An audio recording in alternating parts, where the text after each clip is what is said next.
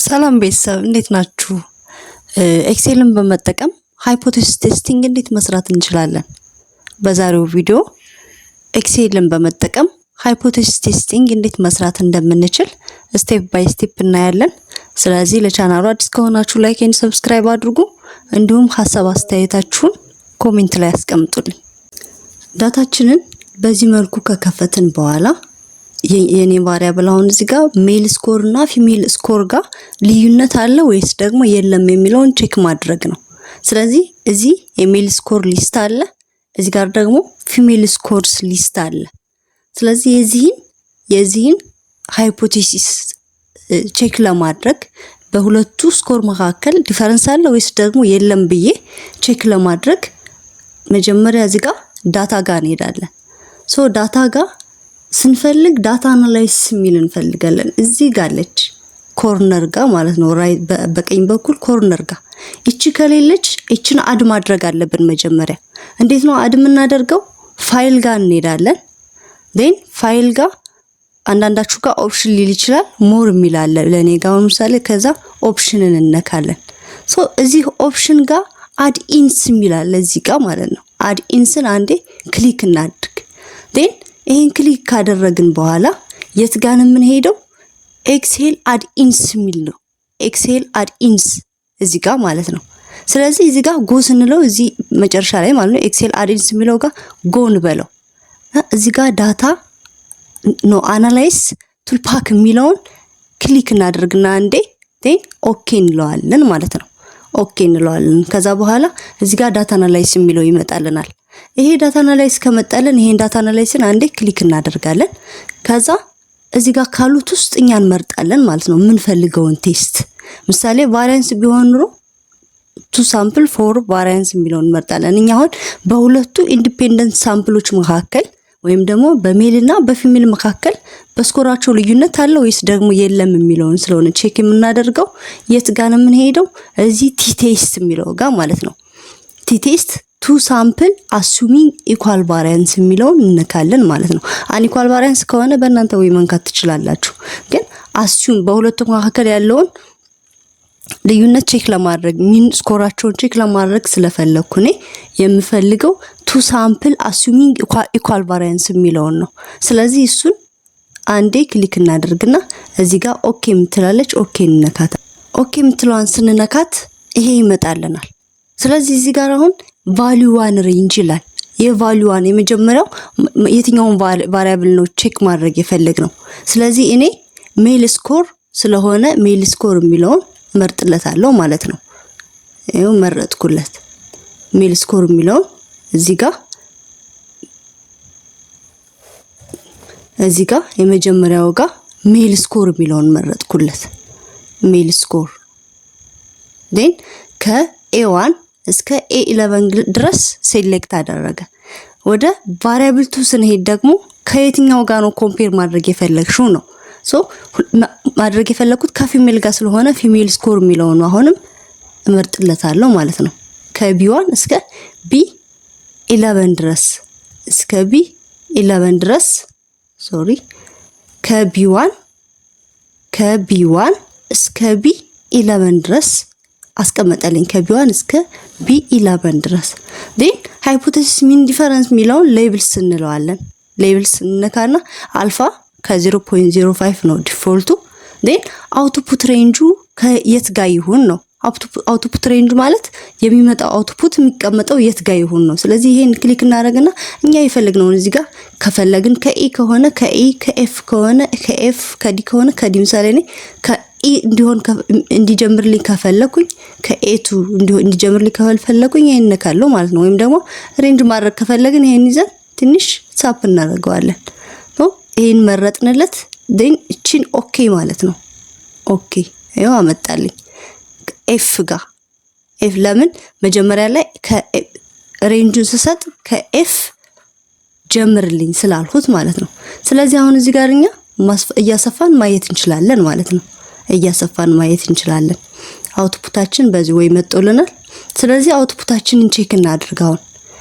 እዚህ ቲ ቴስት ቱ ሳምፕል አሱሚንግ ኢኳል ቫሪያንስ ነው ብዬ ስለወሰድኩት ነው። እዚህ ጋር ብዙ አማራጮች ስላሉ ሚኑ የሜል ስኮር 37.7 ነው።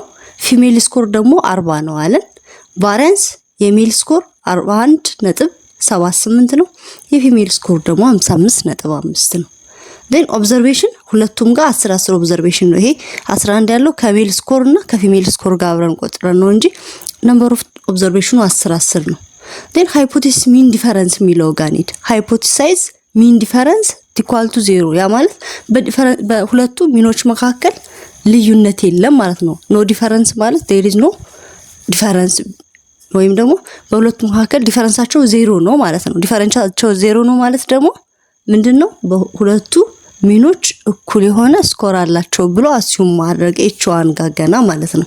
ወይም ደግሞ ነል ሃይፖቴሲሱ ጋር ዲግሪ ኦፍ ፍሪደም የሁለቱ ሲቀነስ 2 ስለሆነ ሁለቱ 10 + 10 ኦቨር 2 - 2 18 ይመጣል። 10 ኦብዘርቬሽን አለ እዚህ ፊሜል ጋር 10 አለ።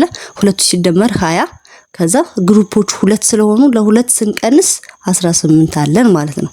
ዴን እዚህ ጋር ነው አሁን ጥንቃቄ የሚፈልገው የኛ ሃይፖቴሲስ there is no difference between two groups ከሆነ በሁለቱ ግሩፖች መካከል ልዩነት የለም ከሆነ የኛ መጀመሪያችን ገና ማለት ነው። ስለዚህ በሁለቱ መካከል there is no difference ከሆነ to tail ነው ኤች1አችን ምን ይሆናል? there is difference between the two groups ማለት ነው።